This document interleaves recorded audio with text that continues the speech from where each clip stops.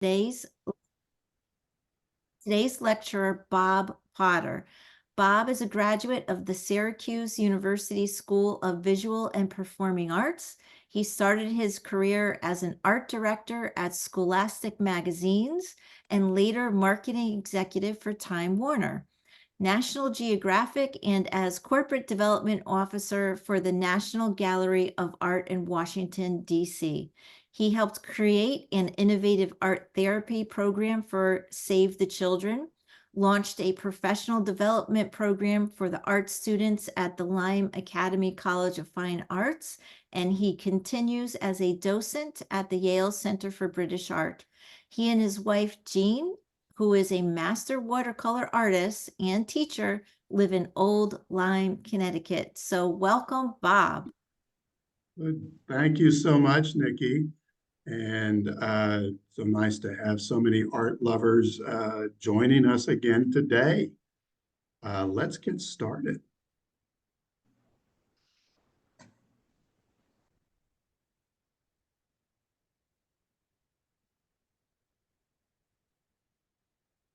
Looks good. Good. Welcome, welcome. All looks good. I will minimize my little thumbnails here so I can see what all of you are seeing, which will be always a good thing. And good morning. Today we're going to look at a profound change in how artists portray the human face and human spirit in Pop Goes the Portrait.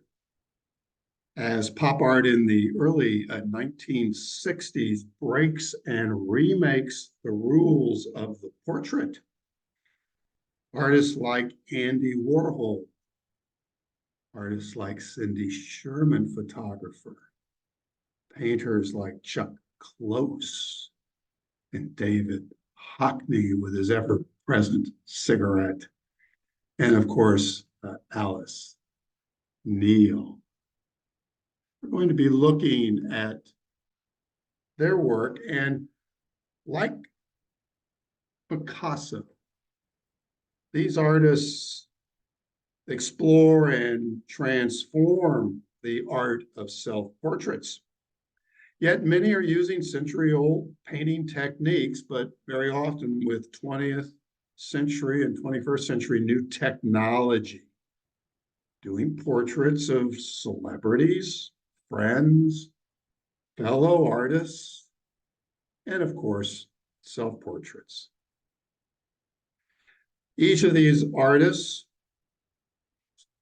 will portray in portraits sometimes brutal, honesty, sometimes playful, but they will literally sometimes even transform their own likeness and personalities in the art of the portrait. What is a portrait? Portrait's a painting, photograph, sculpture, or other artistic representations of a person in which the face and its expression is predominant. The intent is to display the likeness, personality, and even the mood of the person. I think the best portraits show something of the character of the sitter. In April of 1966, Newsweek magazine devoted an issue to pop in art, fashion, entertainment, business. And Newsweek commissioned perennial pop artist Roy Lichtenstein to create the cover art. Roy Lichtenstein can in many ways be considered the father of American pop art. He was born in 1923 and died in 1997. His creative, visual, and artistic inspiration was old-fashioned comic strip art. Lichtenstein's pop art paintings mimic commercial printing techniques and pulp comic books of the 1950s and 60s. Those of you maybe from the printing industry back in the day, will recognize these bin day dots that would be printed in the four-color process of cyan, magenta, yellow, and black. Lichtenstein would apply these techniques to painting, and in the mid-1960s, he began producing silk screen prints as his reputation grew, as in one of his works, the painting Girl with a Ribbon from 1965. Let's take a quick look at what is pop art in this video. Be sure your sound is up on your device so you hear as well as see.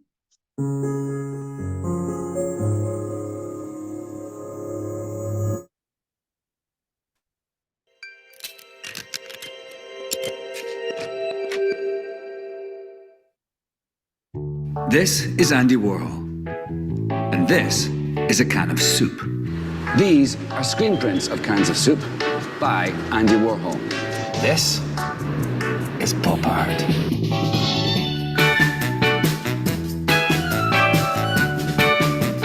Pop art began in the mid-1950s, when artists started making art inspired by Hollywood movies, advertising, pop music, and comic books. There were two types of pop art. Pop art made in America about America. Pop art made in Britain about America. Pop artists in America made art about what it was like to live the American dream. Andy Warhol began his career in advertising before realizing that he could screen print pictures of soup cans and Coca-Cola onto canvases and sell them, in the same way advertisers sell real soup cans and real Coca-Cola. He wore a silver wig, lived in a silver factory in New York, and hung out with groovy kids like Gerard Malanga, Nico, Lou Reed, and Edie Sedgwick. She also had silver hair. He said in the future everyone would be famous for 15 minutes. He liked fame, he liked money, and he made art about both. Other pop artists like Roy Lichtenstein painted the world as a comic strip. This painting is called Wham. Lichtenstein was imitating the industrial techniques of mass production, in the same way as mechanical reproduction had imitated the techniques of artists. It was called parody. This is a sculpture by Klaus Oldenburg. He blew up everyday objects to monumental proportions in an attempt to question what constitutes an iconic image in a modern society which embraces disposable, mass-produced items. Now let's look at British pop art. This is Great Britain after the Second World War. It looks as drab as a post-war ration book. This is America after the Second World War. It looks like Disneyland. Artists in Britain began making art about America's vibrant and aspirational can-do culture. It was witty, whimsical, and sometimes ironic. This is a collage by Richard Hamilton. It confronts the mass advertising coming to Britain from America. Here is Peter Blake. He painted pin-up girls and wrestlers. Here he is wearing American jeans and holding a magazine all about Elvis Presley. He's showing the influence American culture is having on Britain. Love the badges, Peter.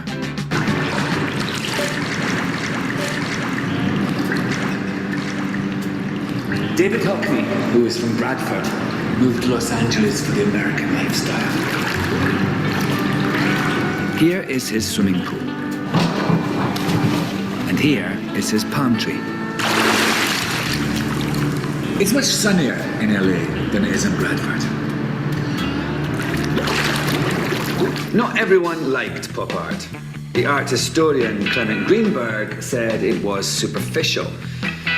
Andy Warhol agreed and responded by saying he was a deeply superficial person. In fact, Pop had found new subject matter in mass production and had developed new ways of presenting it, like comic strips and screen prints. As Andy Warhol explained, once you got pop, you could never see a sign the same way again. And once you thought pop, you could never see America the same way again.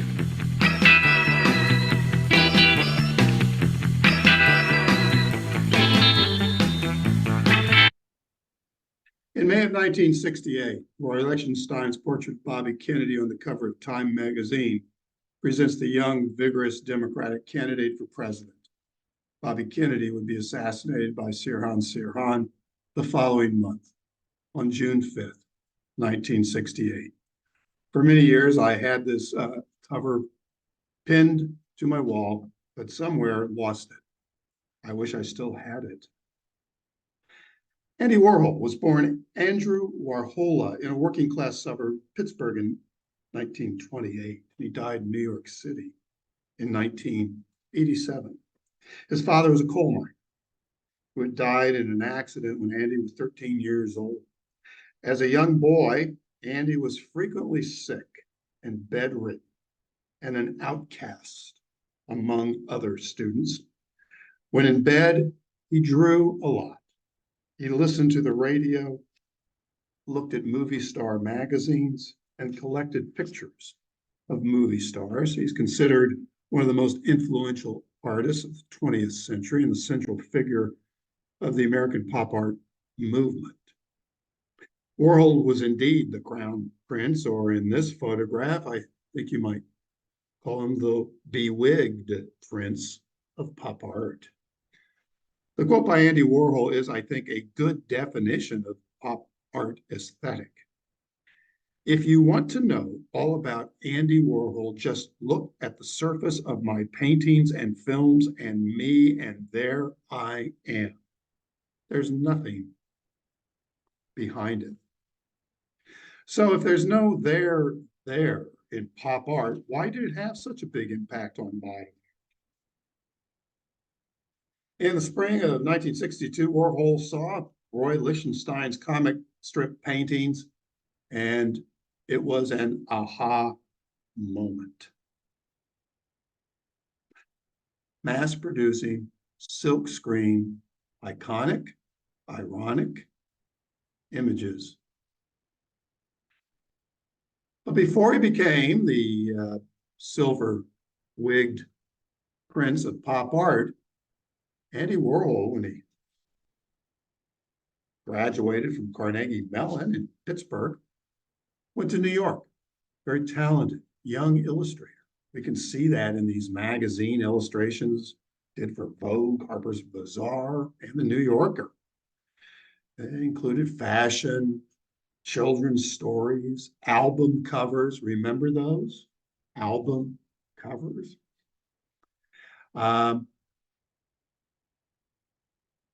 Andy Warhol had mastered the techniques of making art in his own unique style. But if this is where he had stopped, I don't think we'd be talking about or looking at his work today. After he sees Lichtenstein's pop art, after he connects with his childhood bedridden looking at movie star magazines and portraits, like this studio photograph of Marilyn Monroe,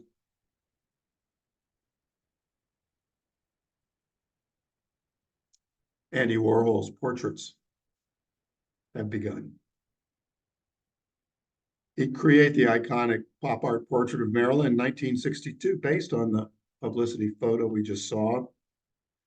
Sadly, she died of an overdose in August of 1962. Warhol's art would also be repeated, slightly changed silkscreens in multiple images. He made more than 20 silkscreen paintings of Marilyn, all based on the same publicity photograph. Andy Warhol found in Monroe a fusion of two of his consistent themes, death and the cult of celebrity. He would do pop art portraits of international figures, And unlike portrait art in the past, he abandoned painterly, realistic brushstrokes, trying to create the illusion of perspective and space, and detailed attention to clothing, props, time, and place, all the hallmarks of portraiture over the centuries. It's the triumph of personality, even if artificially created by the media, that he demonstrates in his silkscreen portraits like this of Chairman Mao from 1972. But now the portrait is based on a mass-produced photo. It's repeated in identical multiples, only slightly different color combinations, heavy black detail with swatches of pastel color and a few squiggled marks. Static repeated images like this 1963 series on Elvis, based on a Hollywood movie publicity photo with only variations in color, allow Warhol to comment on celebrity or adulation of Hollywood stars. The iconic image of Elvis, here drawing his gun rather than playing his guitar and swiveling his hips. The mechanical repeated image is a signature style of Andy Warhol's screen images, cold, emotionless, but high impact. He was a sickly child in Pittsburgh, confined to his bedroom. He would have seen movie star photos of Hollywood legends like Elizabeth Taylor. And as he was quoted in the film, Andy Warhol would say, if you want to know all about Andy Warhol, just look at the surfaces of my paintings and films and me, and there I am. There's nothing behind it. The work of our next artist is just the opposite of Andy Warhol. She is always the subject of her work, but she never appears the same way twice. The mystery of this artist really is at the essence of her work. She creates mystery, confusion, sometimes discomfort by an endless cast of created characters. Let's look at the photographic art of Cindy Sherman. Cindy Sherman was born in Glen Ridge, New Jersey in 1954 and graduated from Buffalo State College in New York in 1976. And early on established photography as her primary medium of expression. Her work has been exhibited widely in the US and Europe. My wife and I saw a major retrospective of Cindy Sherman's work a few years ago at the Broad Museum in Los Angeles. And I became a big fan of Cindy Sherman ever since. Cindy Sherman would say this about her work and her art. My work is maybe about me, maybe not wanting to be me, and wanting to be all these other characters, or at least try them on. Here she is on the left in untitled film still from 1978, where she is the young, wide-eyed young woman arriving in New York. The essence of her work is to dramatically alter her own appearance, to assume new identities, as we see in these self-portraits. One of Sherman's most famous series is entitled Film Stills, as we saw before, shot in black and white. And now we see here as she imagines and transforms herself. Her photographs are a commentary on the female condition and oftentimes the stereotypes that confine women's roles within society and culture. Cindy Sherman creates an artistic photo portrait of herself. She's playing each of these roles with elaborate makeup, hair, and clothing style against a variety of digitally created backdrops. She carefully constructs her portraits to state her view and force the audience to reconsider common stereotypes. Sometimes the viewer is confronted with the exaggeration of reality. In this series, Society, she transforms herself into various affluent, coiffed, and over-made-up women of a certain age from the top echelons of polite society. Some look confident, others pensive or vacant. In a certain sense, all these characters strike us as slightly vulgar and almost tragic. If you look closely, you see the telltale signs of cosmetic alteration, thick makeup, costume jewelry, all elements that reveal themselves as an artificial facade. And in a certain sense, all of these characters, however, are very human. Cindy Sherman is not poking fun. Cindy Sherman is transforming herself into women that she has seen and she has known, and hopefully striking a connection of empathy and recognition from the viewer. Now, you can see how monumental these framed portraits are. Imagine images that a museum goer can't easily escape, as we see in this gallery photo of one of Cindy Sherman's society ladies. These photographs were made in 2008 before the financial collapse, and the size alone seems to be a comment on an age of excess, on class and status of obsessed society. These pictures are not just about the process of aging, but about the way in which these women are trapped very often by their own status and by the demands that society places on them. Some have interpreted these portraits of society women as being cruel. I believe there is a very profound warmth towards these characters that Cindy Sherman feels.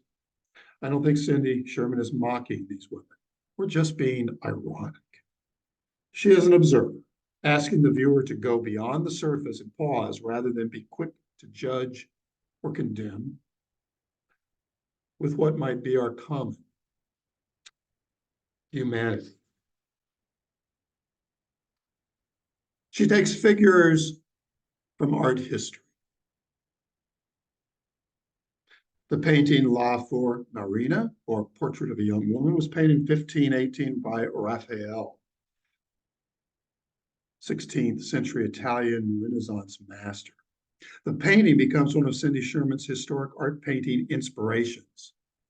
Here she's made herself up using exaggerated breast and protruding model stomach prosthetics, which might suggest she is depicting herself as a pregnant young woman rather than the virginal young woman depicted in the portrait by Raphael. The Renaissance master Caravaggio created this self-portrait painting entitled Sic Bacchus, painted in 1593. This early painting was likely used by Caravaggio to market himself, transforming the viewer to a world that demonstrates the artist's virtuosity in painting genres, such as a still life and portraits. Now look how artfully Cindy Sherman duplicates the pose. It makes you want to go back and look again at the original by Caravaggio. But at the same time, she is playing with gender identity. Note her muscular arms and back, almost identical to the young male Bacchus by Caravaggio on the left. One of my favorites is Cindy Sherman's inspiration of the self-portrait by Frida Kahlo. Portrait with thorn necklace and hummingbird, painted by Frida Kahlo in 1940. It was the same year she married Mexican artist Diego Rivera. She adopts Christ's crown of thorns as a necklace with a hummingbird pendant. The hummingbird in Mexican culture is considered a sign of good luck, despite the lifetime of physical pain that Frida Kahlo endured, in addition to her unhappy marriage. So what inspired Cindy Sherman to transform herself? There doesn't seem to be any parallels of her life and that of Frida Kahlo. I think she was fascinated with the challenge of technically and artistically recreating this amazing self-portrait that Frida Kahlo had done. She's clearly paying homage to another fearless artist who defied what is expected of a woman, an artist, and any conventions of contemporary portraiture. So who is this chameleon, Cindy Sherman? Let's take a moment and let her explain it to you. There's Cindy Sherman, how she normally looks in everyday life.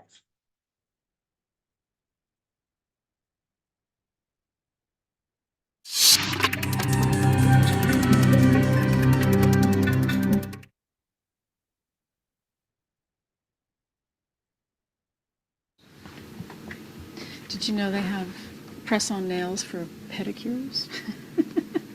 Wait a minute. I haven't press on tried them yet, but I'm really dying to try them. Isn't that crazy? I'm thinking of just wearing them myself, for a party, just as a joke, you know. I mean, except these aren't as obvious. These are maybe more obvious because they have little polka dots on them, and they just look like, who would, wear little polka dots on your toes?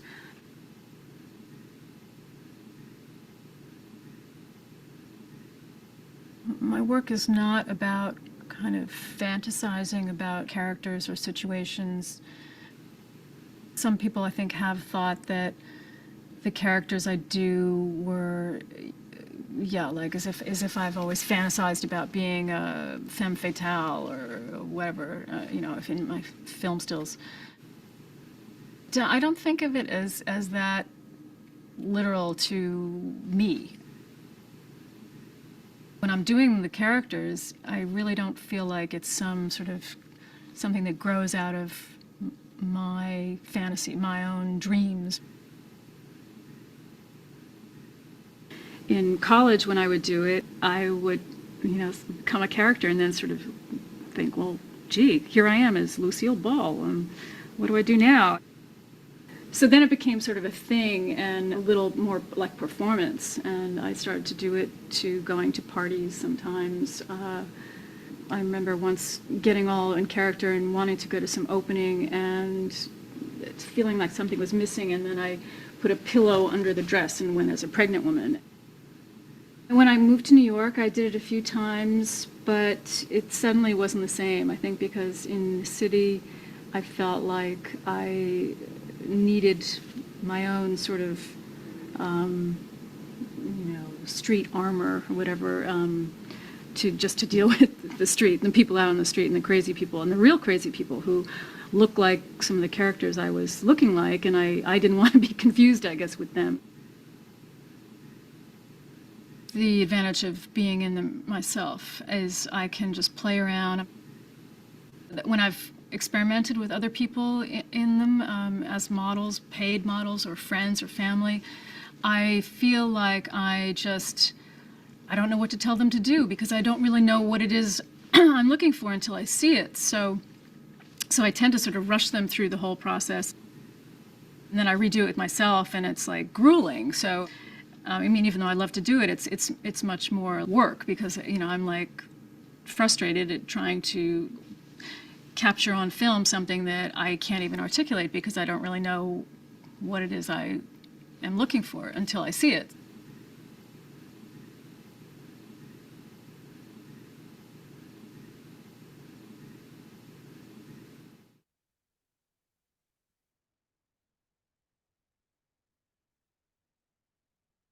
One of the most prominent women artists who came to critical notice late in her career embraced paint and canvas and a passion for painting the people in her life as well as her own unblinking, unsentimental and unashamed portraits of families, friends, herself. The artist Alice Neal. Alice Neal was born in 1900 and died in 1984. But don't let this sweet looking, grandmotherly Alice Neal fool you. She's a dynamo. She would say, quote, "The minute I sat in front of a canvas, I was happy because it was a world and I could do what I liked in it." She grew up in a small town in Pennsylvania, the fourth of five children, born to a strong-willed mother and a somewhat emotionally distant father. And after high school, she enrolled in classes at the Philadelphia School of Design for Women, which is now the Moore College of Art and Design. She subsequently explained, quote, "I didn't want to go to the Pennsylvania Academy of the Fine Arts because I didn't want to be taught Impressionism. I didn't see life as a picnic on the grass. I wasn't happy like Renoir." She was a hero of her generation. She painted this portrait of Kate Millay, commissioned by Time magazine on the issue devoted to women's lib. Excuse me.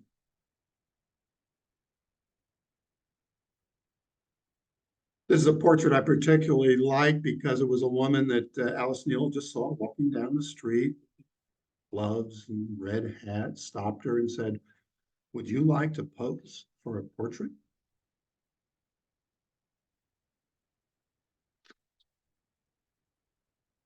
Neal told one interviewer that the red hat and black gloves the woman was wearing reveals a woman who, though living amid the social changes of the 1960s, remained bound by outdated standards of propriety.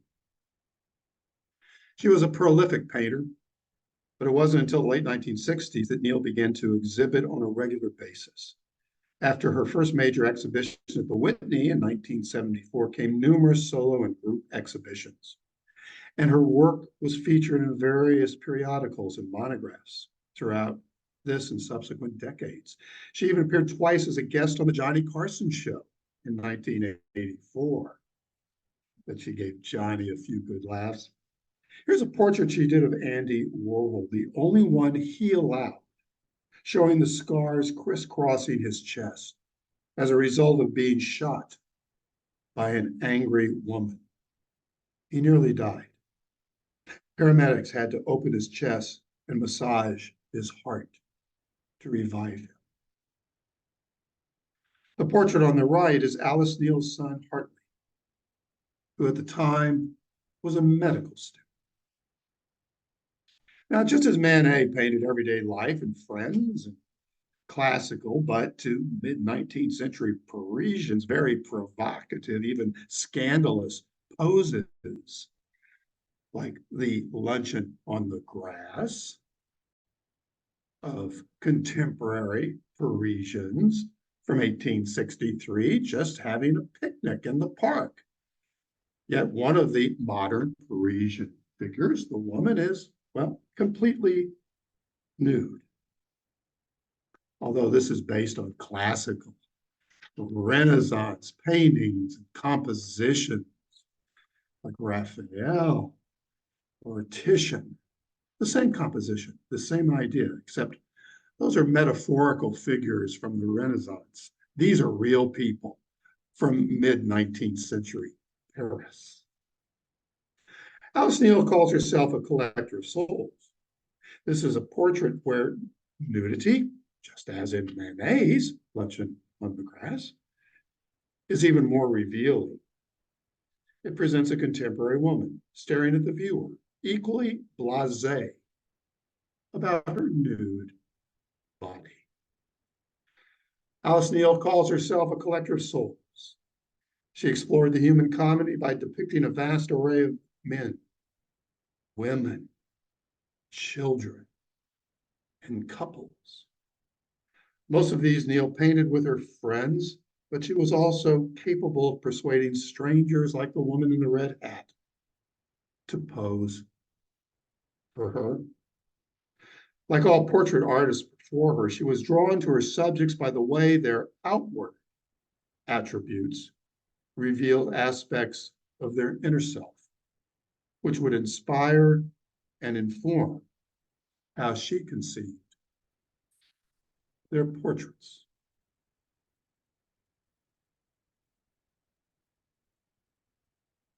In many ways, Neal's great self-portrait, which she began in 1975 and completed in the 1980s, sums up her approach to portraiture. She gazes intently into an unseen mirror, her full-length form seated before the easel, recalls century-old traditions of artists painting themselves.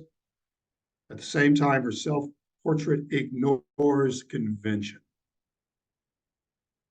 by virtue of the fact that Alice Neal presents herself nude. Her nakedness serves as a metaphor for her candor.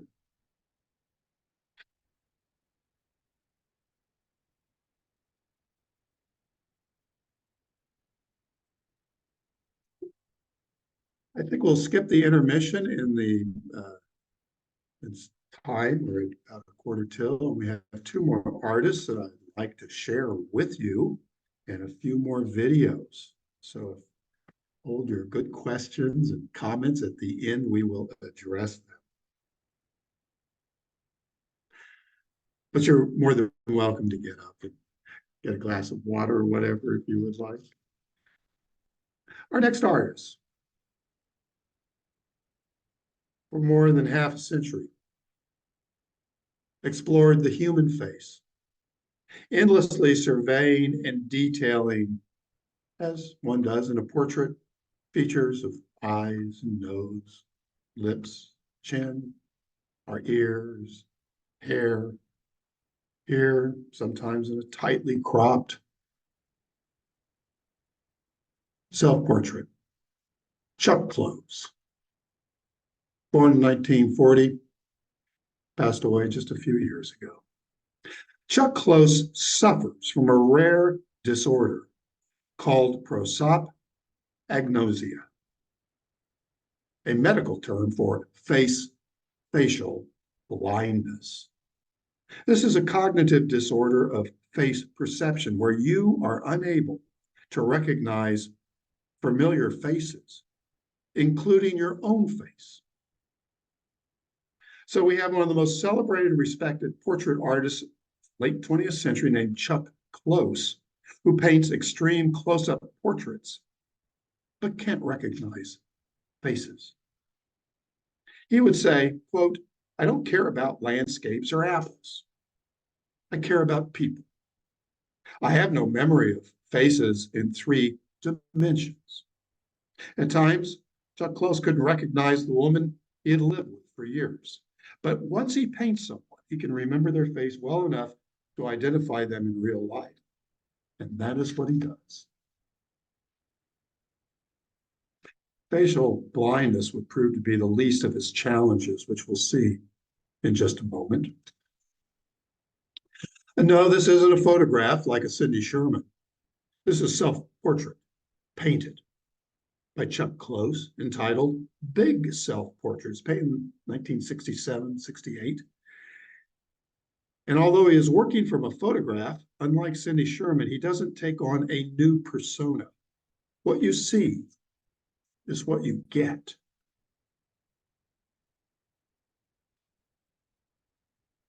Here, I think you can appreciate the monumentality scale of this self-portrait. Here we see Chuck Close on the left, leaning against the canvas. And on the right, we will see source material, a black and white photograph. A black and white photograph that he has drawn a grid. The grid is essential to his work.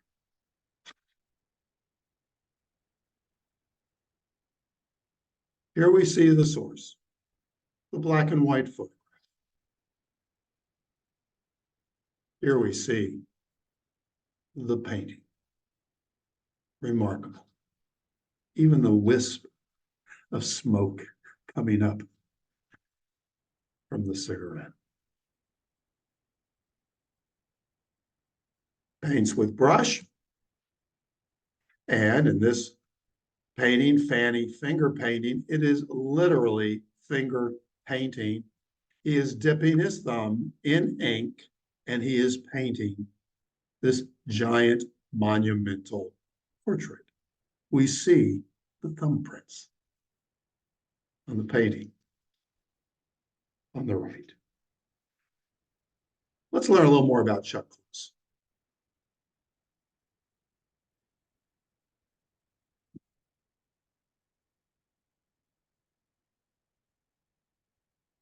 Using a grid to blow something up goes back, at least to the Egyptians. But the reason that I used it, I think, goes back to my learning disabilities. And when I was growing up in the 40s and 50s, nobody knew from learning disabilities or dyslexia, you were just dumb and lazy. I'm often overwhelmed by the whole. And I found that if I break things down into small bite-sized pieces, this big overwhelming problem becomes much more solvable. You solve this little piece and then that little piece.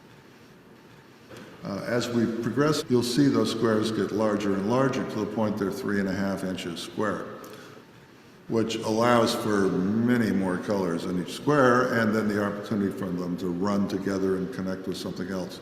Sometimes they have a diagonal axis, and sometimes they have a horizontal vertical axis, and sometimes they have a dark center with light around it, or a light center with dark around that, or they run together to make a hot dog shape, or they stay a donut, or they become a sock shape, or whatever.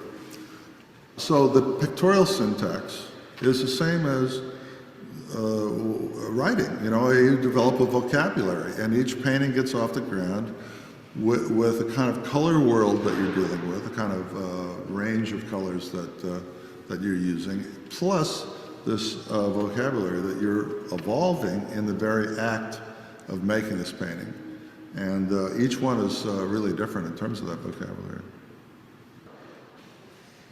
People look at these things and they ask me if I go back and forth, and I in fact don't.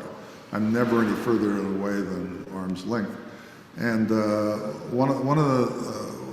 so they say, well, how can you make these decisions? And the analogy that I use, a composer going into a room by himself or herself to score a piece with no musical instruments or no musicians, and simply writing notes and assigning this note to the oboe and this note to the bassoon and this note to the French horn, and from years of experience know what the resultant chord will sound like of those notes being played at the same time. And I'm making the visual equivalent of a musical chord. I'm putting 4 or 5 or 6 colors together that from years of experience I will know what those read like from a distance. So it's not necessary for me to go back and forth. That doesn't mean that I could necessarily mix all those colors ahead of time and tell you those 5 colors will do it. What I'm always doing is getting it a little bit closer. Now what do I need? I get something else.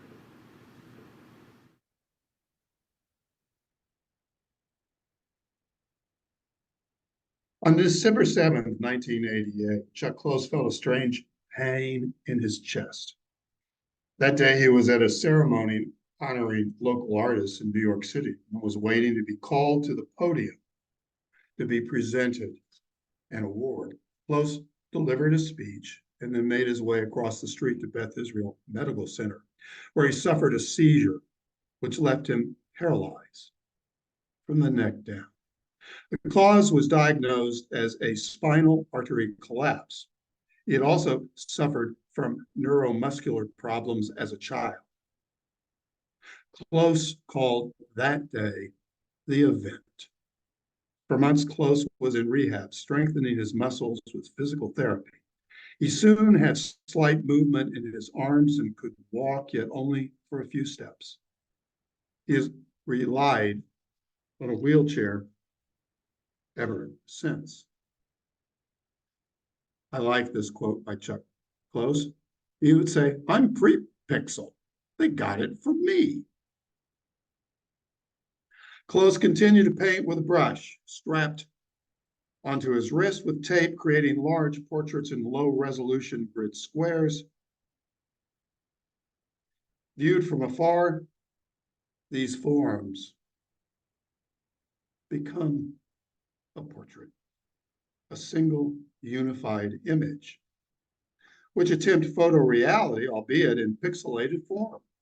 Paralysis restricted his ability to paint as meticulously as before, but in adapting to his limitations, which inspires me and I think would inspire all of us, close creator and even more painterly, rich application of painted color shapes that merge into his remarkable portraits. Portraits like this of the African-American artist Lyle Ashton Harris, a longtime friend of Chuck Close, whom he painted in 2000.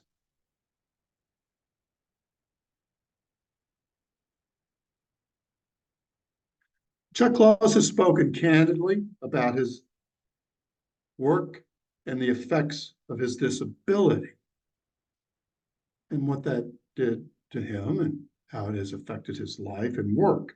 But he's inspired all of us with his incredible resilience and devotion to his work, to his art, continually creating new monumental works in celebration of the art of the portrait.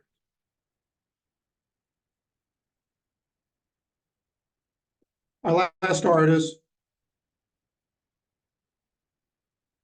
David Hockney. David Hockney would say, the moment you cheat for the sake of beauty, you know you're an artist. In many ways, Hockney is the artistic heir to Picasso and how inventive and vast is his body of work. He's considered one of the most influential British artists of the 20th century.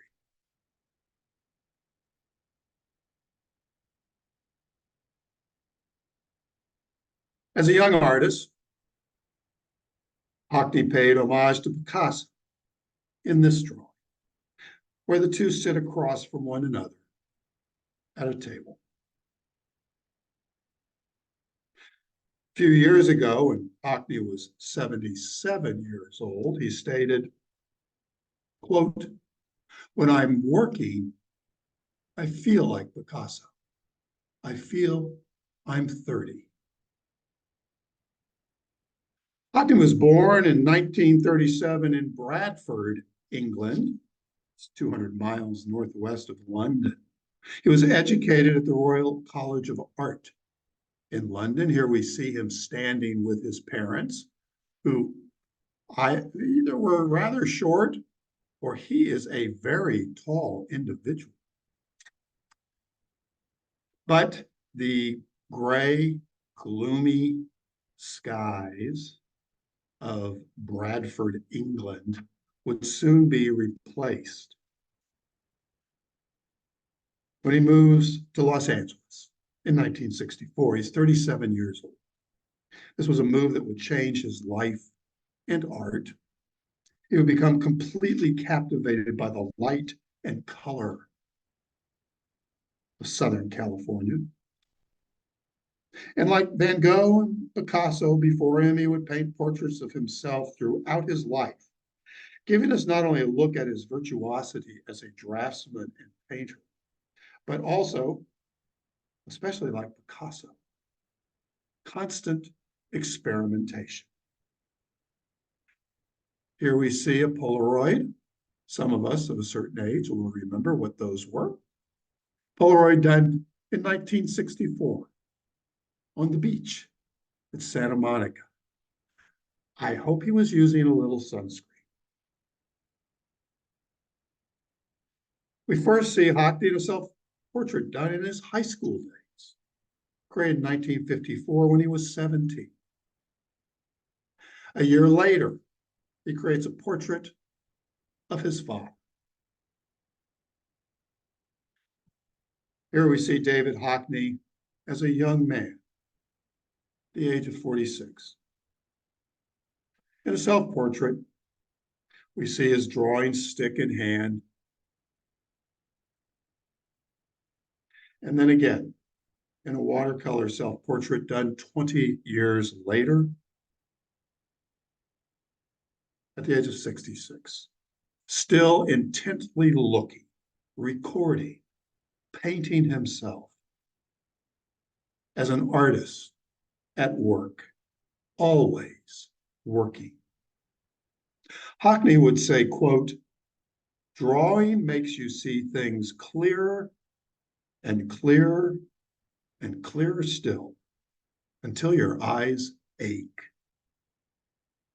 He would also say about making art, quote, and you artists who are joining us today will appreciate this. Hockney would say, quote, paint something every day. I love the way Hockney explores how many ways can he create a self-portrait. Here we see in multiple canvases a cubism sculpture. He deconstructs his face and body. And here we can see, I think, the influence of Picasso and cubism in this portrait, where Hockney playfully distorts his key facial features, his round glasses, his striped shirt.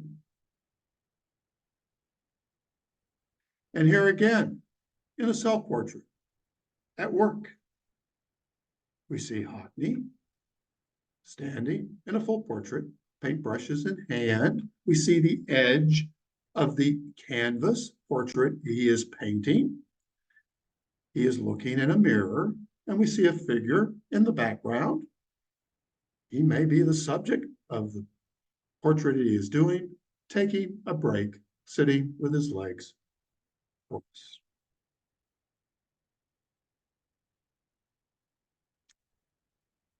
David Hockney has been a chain smoker throughout his life. I think he was a little too inspired by Picasso in that regard, also a chain smoker. But here, Hockney tries on different expressions with and without a cigarette. And like Van Gogh and Picasso, he finds infinite ways to paint his own self-portrait, reminding us how unique each of our own faces are. But here, he is using a digital paintbrush.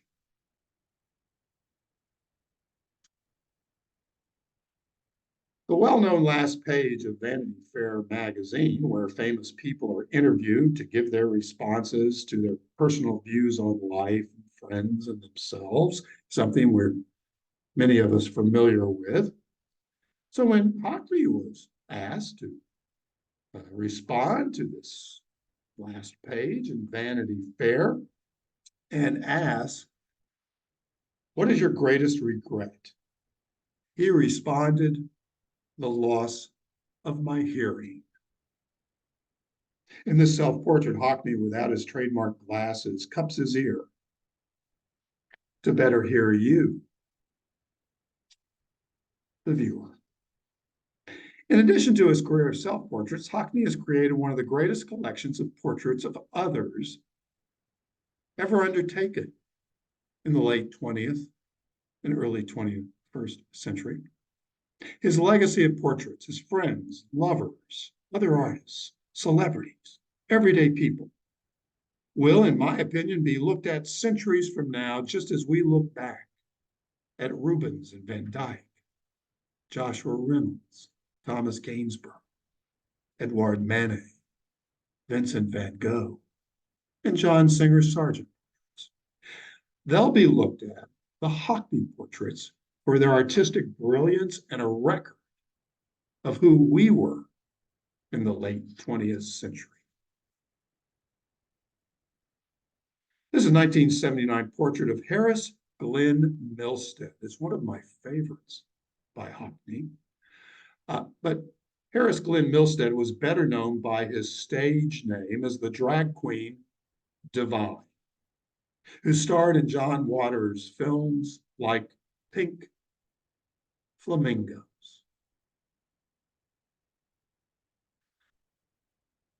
Hockney would do a very sensitive colored pencil portrait of Andy Warhol. Here, Andy looks a little bit more like a young college professor than the prince of pop art. Hockney would paint numerous portraits of his parents. He paints his mother, exploring new ways to capture her never changing expression.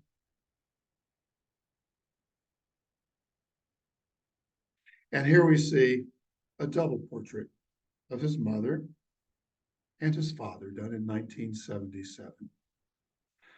Notice all the details in this portrait. Hockney would say, we know a lot about people by the shoes that they wear. Hear how he poses their feet. His father's heels slightly elevated. His father stooped, looking at a catalog, an art book. We see his love of color, pastels. We see them in the vase of tulips. We see it in the aquamarine artist cabaret. We see he's given a shout out to Chardin in his art books. But we're also seeing the reflection in the mirror of his studio.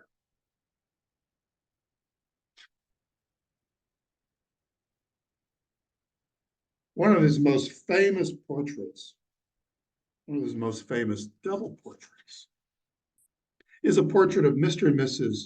Clark and Percy, the white cat, done in 1970-71. They were a young married couple and friends of Hockney in London. They're depicted against the backdrop of a large open window with green shutters. The gulf between the couple represented by the open window,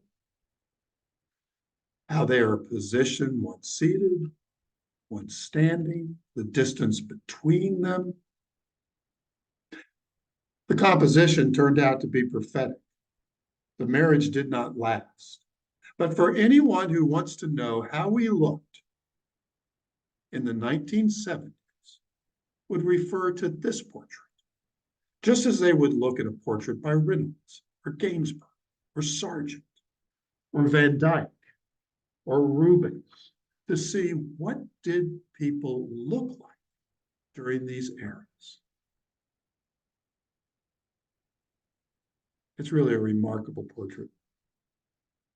So is this one of David Hockney's, I think, most famous and one of my favorite portraits.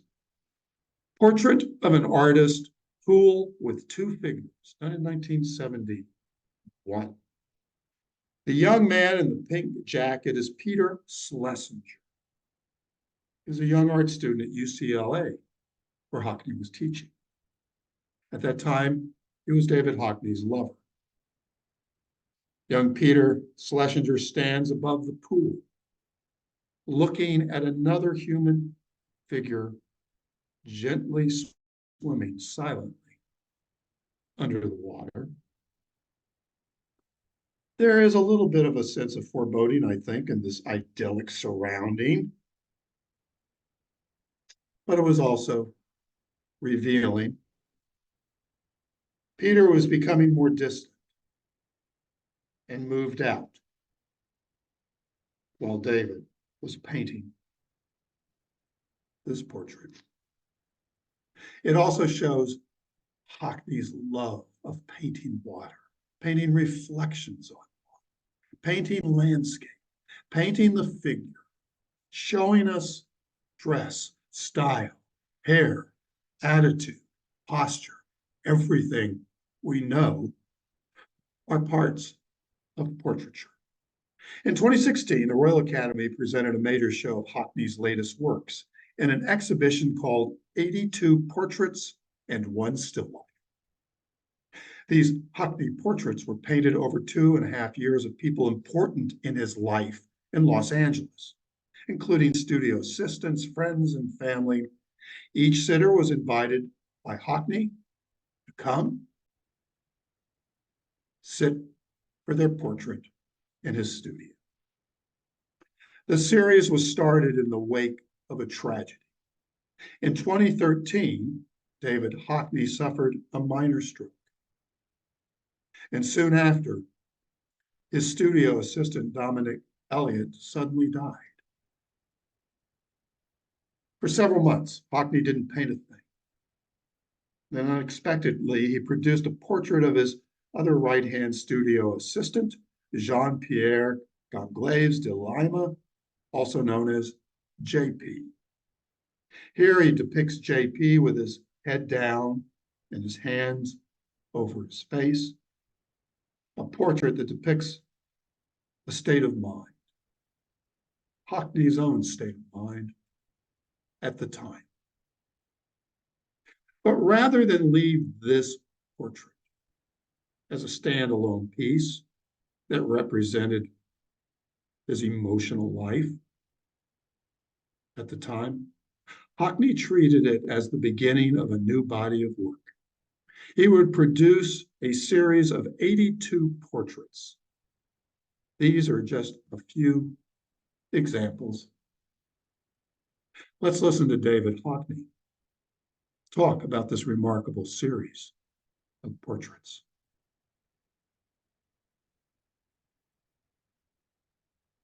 If you ask somebody to sit for a portrait, which I did, how long can they sit there? I mean, and I thought, well, 3 days, I could ask people to give me 3 days and a portrait would be made in 3 days. I'd got it going by about the 6th one or something, and I decided on just a plain background, blue or green, and I was going to concentrate on the figure then, just the figure. I mean, I wanted the feet in because there are amazing differences in shoes, and they're all part of the person.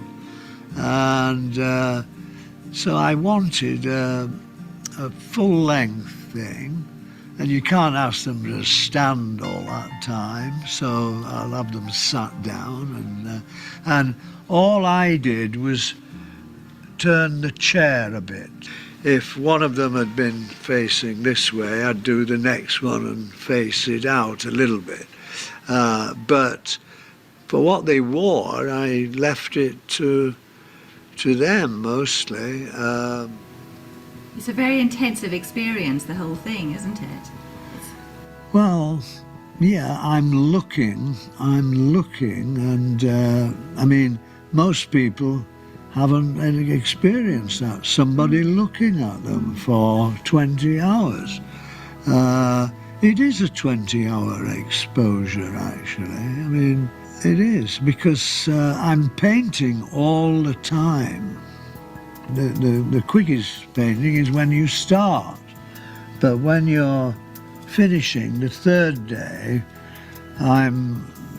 you're just putting on a few marks, a few strokes, and so it's slower what you're doing and deciding what you do. Doing a quick calculation on the number of portraits that you've produced in the time, and also in the knowledge that it's not the only thing you've done. Looking around the studio, you can see there's a lot of other work, particularly photographic work. It doesn't look as if you're slowing down at all, and it looks as if you're still working with a great deal of energy. Is it setting yourself these new challenges, continually pushing the boundaries, that sustains you? I want to be challenged. Yes, I do. I mean, I've enjoyed painting the portraits. I have. It's a struggle, but I enjoy it. And I've enjoyed people coming here, because I don't go out much now. I just don't, I don't want to go out much. I'm not really antisocial, I'm just too deaf, really, that's all. But, yeah, I've enjoyed people coming. I mean, I've got to know them. I mean, a lot better. Everybody. They got to know me a bit better. I think I've painted them all as individuals, which we are. And the individual today has been given more power, hasn't it, with the internet and things. And we're all different. I mean, we all have different faces, we've got different insides. We're all different, and I think that's a joy, actually. Portraiture, landscape and still life. What else is there?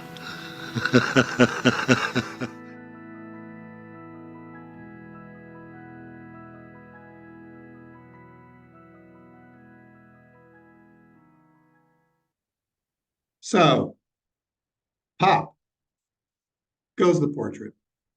We looked at a lot of great work today by great artists. I hope you enjoyed it as much as I enjoyed putting this together. It's always a treat for me when I find wonderful videos because it gives us an opportunity to listen to the artist speak more than me. So why don't we spend a few minutes with your comments or questions? Perhaps there were some works of art you were unfamiliar with, or maybe even an artist like Cindy Sherman, perhaps not as familiar with. But let's open this up to all of you who have joined us today for this art talk. And don't be shy.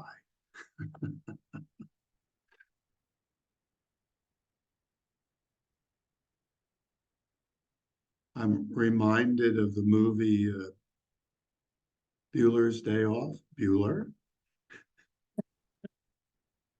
I heard you laugh at that, Deborah. Okay, Deborah, you can unmute yourself, or perhaps we can all be unmuted. Anything that you saw, Deborah, that surprised you or delighted you? Unmute yourself and we can hear if you'd like to add a comment or a comment. Or not. No one is. There we go. I have Bob, I have a question. This is Annika. I was I really learned a lot from you talking about Cindy Sherman. But I was also interested when, these were women, the society women that really spent a lot of time to just be looking perfect according to whatever image that they wanted to portray. And she was sort of breaking that down in her portrait. So how did the women react to that when they realized they couldn't keep the image so intact? Just to be very, very clear, this is Cindy. This is Cindy in they're all her. This is Cindy Sherman's art. Every one of her portraits is Cindy transforming herself. Transforming her. Okay, I didn't get that. And so, well, my apologies for if I did not make that clear. That is. I could see, but then there was the woman with the red hat and the. Oh no, that was a Alice Neal portrait. But every one of these women are all This is Cindy. Cindy. That was Cindy. I didn't get that. Transforms herself to become these women. And as she said in the video, she's not quite sure sometimes why she's doing it. She's not fantasizing being these women. She's just fascinated by, well, the women in the world in these portraits. And we can see here. Yeah, there. Yeah. Transformed herself again. And we can see these are monumental, something certainly modern art, starting with the abstract expressionists going to giant paintings, but yeah, they did giant paintings in the Renaissance too. So we're seeing Cindy here. Here she's using prosthetics. Yeah. Yeah, clearly. Here we see Cindy transforming herself into Bacchus. So that was another part of her to be able to do that. Yeah. kind of remarkable how she's That, transformed yeah, here into, yeah. so yes, but good question to share and observation. Yeah, because I would think if I had spent so much time trying to be perfect looking, I wouldn't want to be be portrayed like that because And I, and I think you, there was a yeah. crack in it. Yeah. And I think you kind of put your finger on it in the Society Lady portraits, or people trying very hard to look whatever they define as being perfect. Yeah. But beyond that facade, why? Why Yeah. are we trying to be something perhaps we aren't? Very good. Yeah, well, thank you. Thank you Nikki, for that. did you see anything? You are an artist. You have some of your wonderful artwork I know behind you. Did you see anything that was new or inspiring to you? A lot. I was not familiar with Cindy Sherman either, and I'm reading through the comments, and it seems like not a lot of people were familiar with her. So that was really nice. And I never associated Hockney with the portraits. I just automatically thought of water when I think of him. Sure. And what I love about your presentations is when we get to see inside the artist's mind and hear them speak. It's wonderful. Thank you. Well, Nikki referenced water, and if we had more time, but this is part of everyone's homework, go to Google Images, type in Hockney water. He has one of his great paintings called Splash. It's a splash of water in a swimming pool. What I liked about Hockney and Chuck Close and Cindy Sherman, and if we had more time, anyone wanting to hang for a little longer, I'd be happy to share with you a video where Alice Neal talks about her work. But showing us their contemporary lives, something that certainly the Impressionists did, of friends and family and lovers, and continue that tradition, but also masterful portraits. If we look at this double portrait done back in 1970-71 by Hockney. Can you all see that on the screen? Are we all good with that, Nikki? Yes? Can we see that? Or Annika, can you see that? Yeah, I can see it very clearly. And Good. So we're yeah. looking at a double portrait, one of his most famous, or portrait of an artist by the pool. There we see his love of water there. I have a wonderful photograph I didn't use in this lecture of Hockney's swimming pool out in California that he paints the bottom of the pool himself. It's quite wonderful. Look that up on Google. But let's see, this is 1971. Hockney is just, again, at the height of his just command, skill, and aesthetic ideas, presenting, not pop arty images, but, in many ways, classical portraits by a modern artist. But if we look at Hockney now, in his later years, in 2016, those of you with good math can do the difference between 71 and 2016. Here we see Hockney with his 82 portraits. I should have put the one still life in there. I don't know which that was. Since it was a portrait lecture, I should have put in the 82 portraits and one still life was the name of the show, but I don't have that. But we see now Hockney, who we know as a master draftsman, painter, composition of the human figure in portraiture. But we now see Hockney doing these portraits that he said it would be 3 sittings. Okay, move on. 3 sittings, move on. 82. 82 times 3 is, 160 sittings. This was over nearly, I think, a 2.5-year period that he did this. But now you see a kind of freshness and freedom, even more so in these paintings. And when I look at these, it makes me think of Monet's water lilies. It makes me think of Monet towards the end of his life, painting water lilies, painting color, painting shape, doing it quickly, doing it fast. doing it alla prima, while the paint is fresh. And this is what Hockney is doing.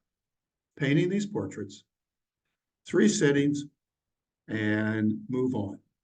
Same chair, same studio, come as you are, dress as you are.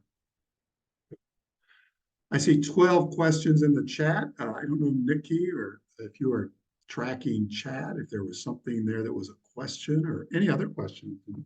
Yes, we do have a question from Richard Klein. Are the late period Cindy Sherman pictures always photographs as in her earlier career? That's good question, Richard. Let's go back to Cindy.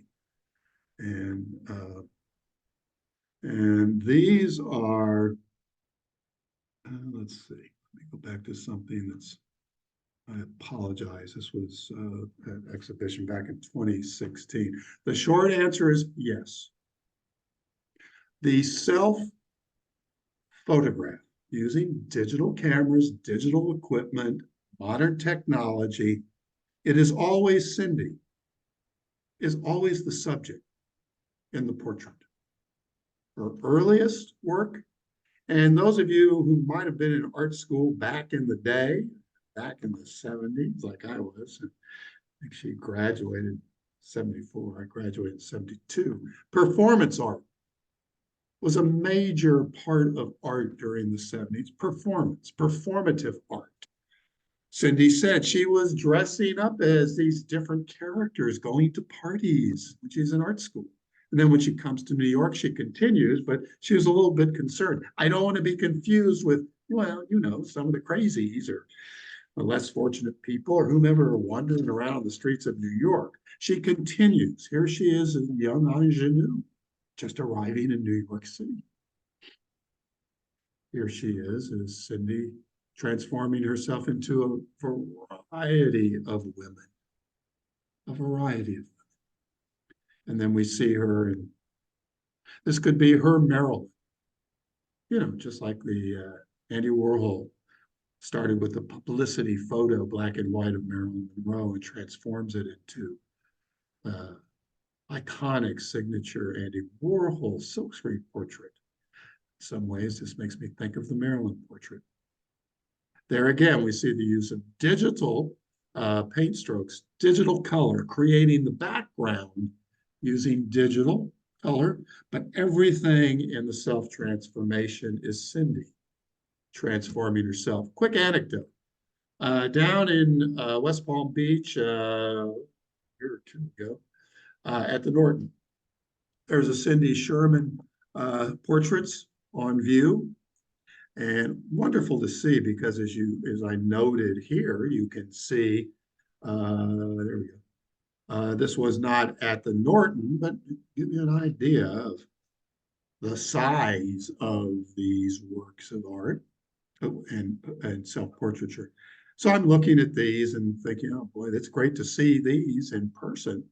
And then as I'm getting ready to leave by the coat room there, and see this blonde, youngish looking woman getting her very stylish white ski jacket, donning it. I'm thinking, that's Cindy Sherman.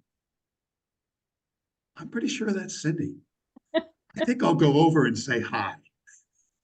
So I go over and I say, I'm sorry to bother you, but are you Cindy Sherman? She responded, oh no. Oh, I'm so flattered. Oh, Cindy Sherman. Oh, she's so talented. Oh, the work here in the museum. Oh, no. But oh, you're so nice to thank me. And as she walked out the door, and I said to myself, yep, that was Cindy. Cindy was just pretending to be a tourist mistaken for famous artist. She was in character for a moment. So. Oh, yeah. that's great. So there are a few other questions. Sure. Yes, indeed. Thanks for hanging on, folks. Yeah. Regarding Chuck Close. Yes, go back to Chuck. It seems like Marianne, Carol, and Carol Snyder are very interested in him. And Carol says, on Chuck Close's grid process, did he grid out the photo and then grid the canvas? He said he didn't move back to see the total canvas, but worked very close. So here we see good questions, good observations. Here we see the finished painting on the left, okay? And Chuck Close before his tragic physical accident. This is young Chuck Close, 1967, 68 Chuck Close, just beginning his career. And here we see on the right the source, the photograph. The photograph, there's the masking tape around it. We see that the photo has been gridded out. I don't know exactly the size of this. Let's assume maybe it's an 8x10 photograph. He's printed it. He's drawn the grid. He's got his own numbering system around the grid. Okay. He's gridded it out. And now, did he draw a grid on the canvas and start painting meticulously each little detail? This is a close-up of that. I'm assuming that he did. I have not seen this painting in person. I don't know if the background would have been painted out in white. I would assume that it was, so we would not see the grid. But the grid, and as Chuck Close said, with his learning disabilities, you know, if you just break things down into manageable pieces, you can accomplish the task. And so here we see he's used that again before he has had his paralysis using his thumb. And now he's moved, as we saw in the video, to the grid. He is in a wheelchair. We will see him here. He has the use of his right arm and his left hand. The paintbrush is strapped to the wrist. The canvas is mounted on the wall on a kind of turntable. He can push a button and it whirs around. It turns, and then he can focus in on one little section. And as he says, I've been doing this long enough that I know when I paint those little squibs and lozenges and, you know, those little jelly bean shapes of color, I know what they're going to look like when I paint them here, because I know it's going to be a flesh tone, or it's going to be shadow, it's going to be eye.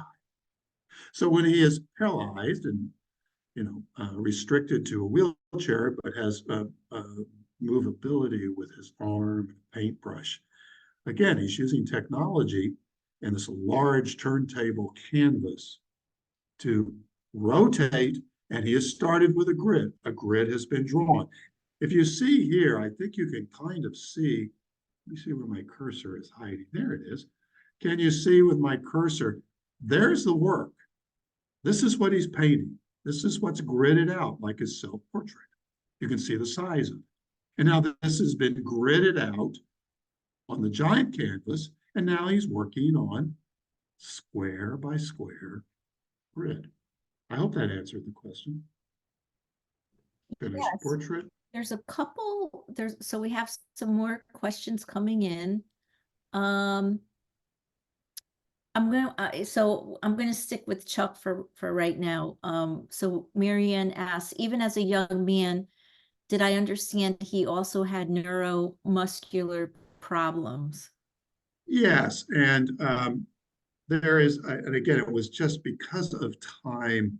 I have another wonderful little video of Chuck talking about, as a student in high school, because he had, you know, he was dyslexic, he had other, you know, challenges, cognitive challenges. They recommended that he should pursue a career that would focus on shop classes and maybe, you know, working at banging out fenders and things like that. So that was not something that, you know, was for him, because at that time there wasn't an understanding of cognitive disabilities that we have today. So yeah, early on, but I think what makes him inspiring is that that did not deter him at all. Chuck is a graduate of the Yale School of Art, by the way. Other questions? That's a good question. Yeah, There's some really great questions coming in. So now Beverly, this is I can't wait to hear what you have to say about this, Bob. Beverly Schermeyer asks, what do you think of artificial intelligence art and using a photo and manipulating it? Should it be included into art shows? Hmm. Boy, that's a good question. I would be interested to hear Cindy Sherman talk about that, because photography is her medium. I'm not sure. Can you see me on the camera? I don't. I'm looking at a full screen and little thing. Nikki, can you still see me talking there? On the Yes, I camera? can see Oh, you. good. Okay.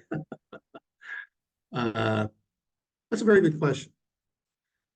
Cindy is, well, using makeup artist technique as old as time, as old as actors on the stage and theater and costume, and then, using a digital camera and photographing herself, and then, manipulating the background with color, whatever. I don't think that's answering the question of AI as a tool. Personally, my opinion would be what Cindy Sherman is doing to transform herself, whether she is talking about herself here. Where are we, Cindy? Here we are. Let's look at Cindy here for a minute. Oops, didn't want to do that, Bob, darn it. There we go. Push the wrong button. Oops, oh, I see what I'm doing. There we go.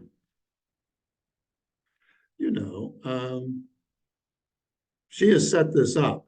She may be doing a little bit of, digital photoshopping to get those muscles, painting a little bit there with a little bit of Photoshop.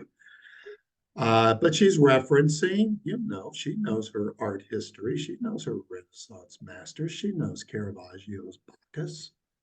I mean, she is reproducing this, but she is the figure. She is talking about gender. She is talking about the artists promoting themselves. So many, many things going on here in Cindy's world. This is homage to Frida Kahlo. So it's not just clever reproduction.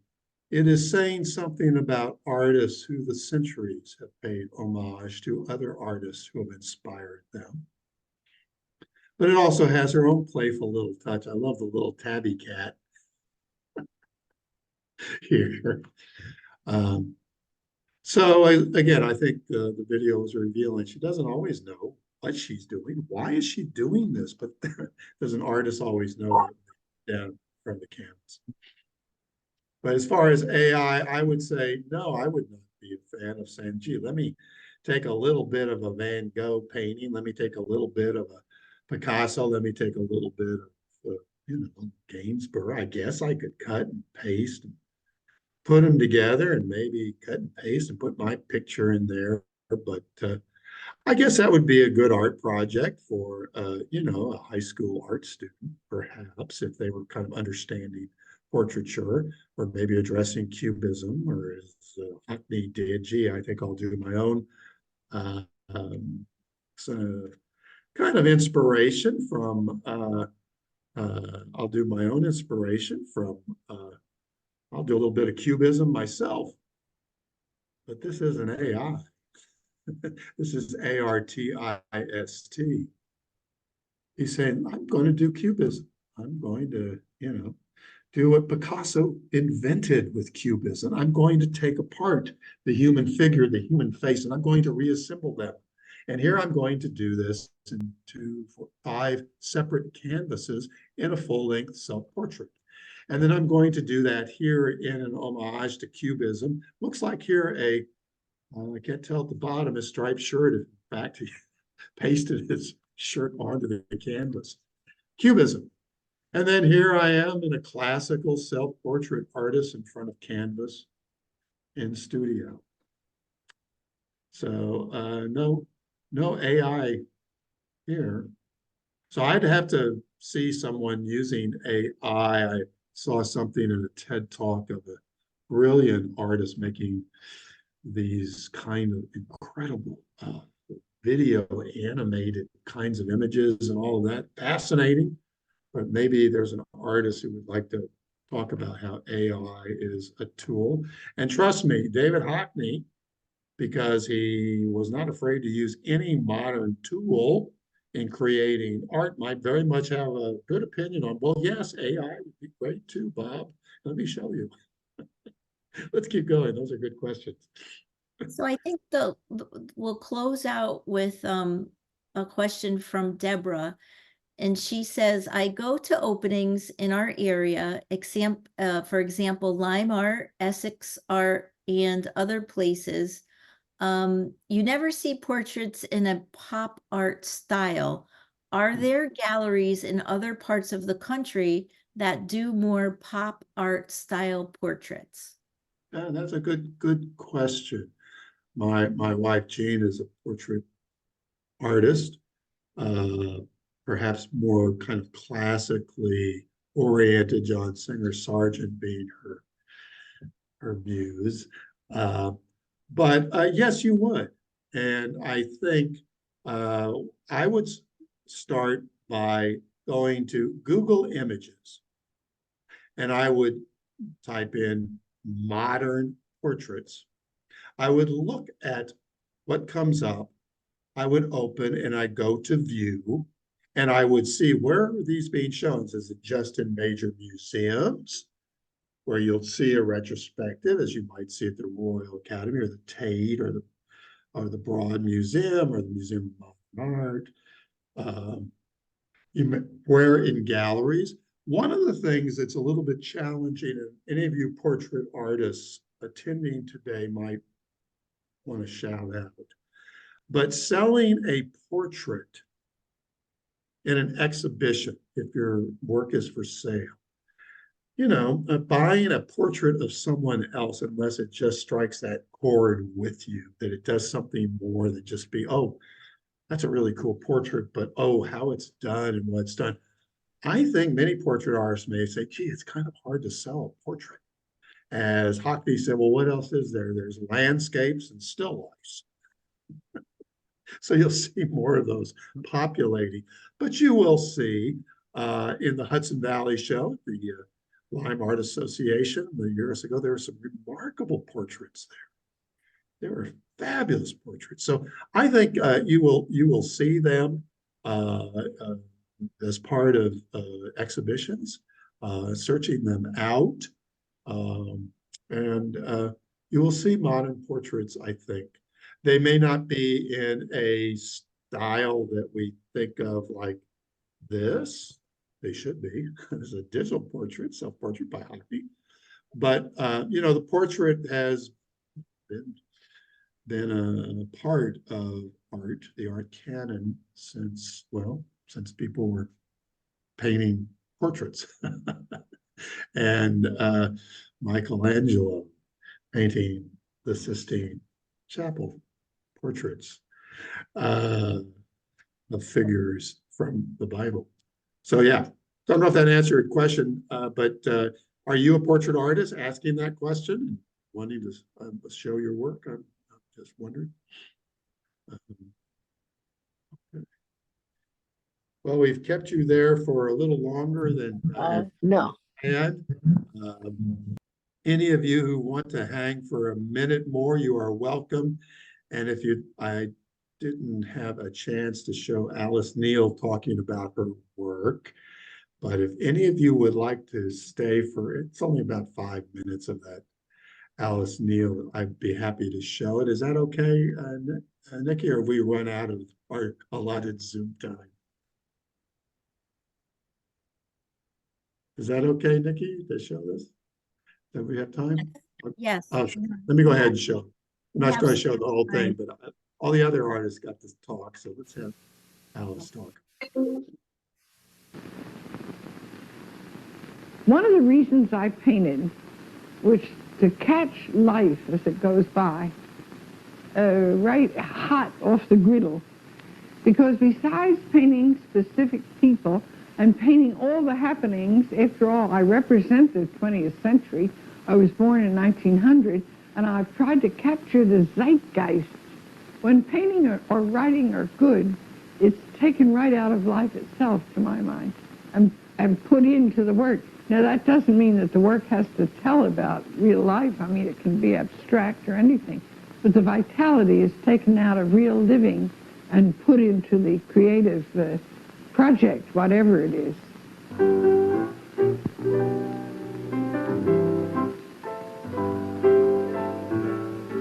It's where that head should be. High, I guess.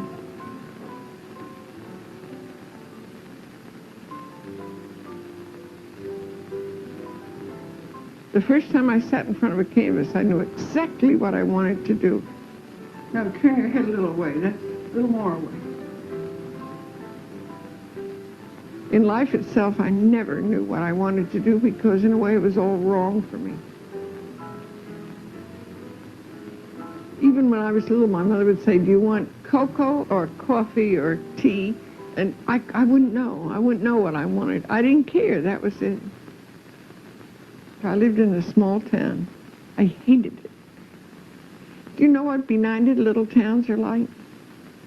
Oh, I used to sit on the front porch and try to stop my heart from beating and my blood from circulating. I was so bored. There was everything in that town but an artist and a writer, because a young man even exposed himself at a window there, but there was no writer to write about it. And the pear blossoms looked beautiful in the spring, but there was no artist to paint them, you know. Only me, and I wasn't grown up yet. My mother was salvation for me. She knew all about the theater, music, literature. She didn't know about art, but she was not against art. She died in '54. She was 86 then. The reason I did this with my father was not that I was morbid. I knew I'd just never see him again, and I had no portrait of him. And also he doesn't even look 82. He looks very peaceful and sleek. Harold Rosenberg thinks this is one of my greatest paintings. I have one of his brothers dying of cancer, you know. And he said to me about that one, you can't look death in the face. But I did look death in the face.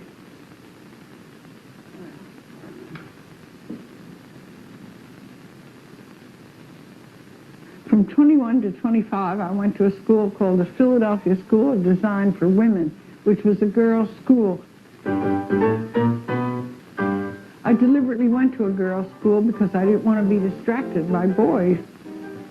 I was a very good-looking girl, so my whole life was disrupted by men. I never knew what to do about them. Oh, I did really know.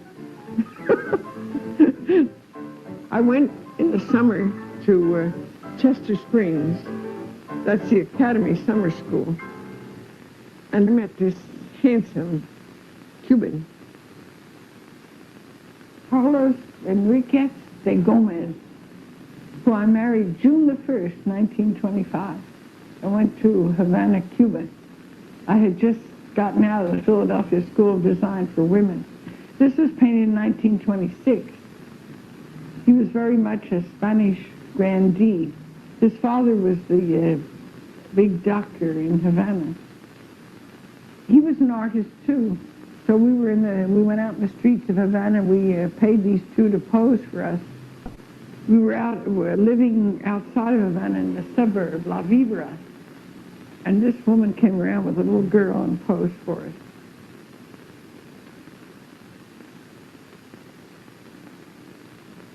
I had a child in Havana. And then we came to New York, and she died there of diphtheria. Carlos went to Havana, and the family were going to give us money to go and live in Paris.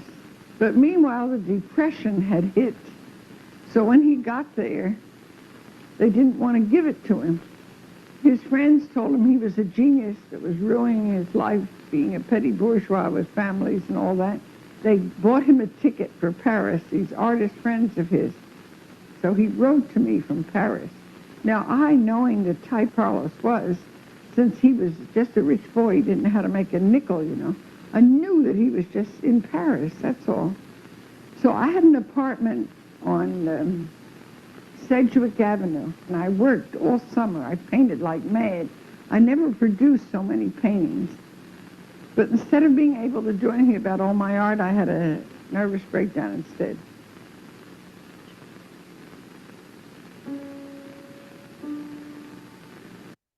So, you all are very kind. YouTube is also your friend. Be sure to take the opportunity to look up some of your artists and see some wonderful videos, particularly when there are major shows at major museums. They do wonderful short videos. Alice Neal had a major retrospective of her work at the Metropolitan Museum of Art just a few years ago. Unfortunately, she was not alive at the time to witness and experience that great honor. I know she would have been absolutely delighted.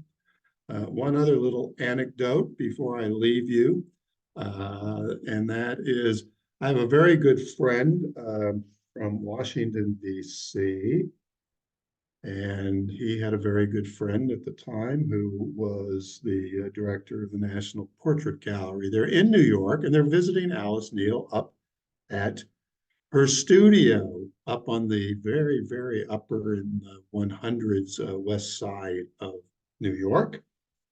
And I think you got a feel for what Alice Neal's apartment was like, where it's stacked from floor to ceiling of her paintings as she weaves down the hall in between. And I think you got a little bit of Alice Neal's spirit, not only in the video, but also in her work. But at one point, and my good friend and his friend, attractive young men at the time, Alice Neal says to my good friend, he says, well, would you like me to do your portrait? And my good friend said, oh, I would be honored. And she said, that's wonderful. Please take off all your clothes. And my good friend declined. And to this day, I like to tease him. I said, you could have been in the Metropolitan Museum retrospective of Alice Neal with your portrait by Alice Neal. So there we have it. You all are very kind to join me today. I'm so glad that I heard so many good comments and questions. And thank you, Madison Art Society, Nikki and Jen and Marianne and Hillary for all you do to provide and host these art talks. And looking forward to doing it again in the future. Have a great day, everyone.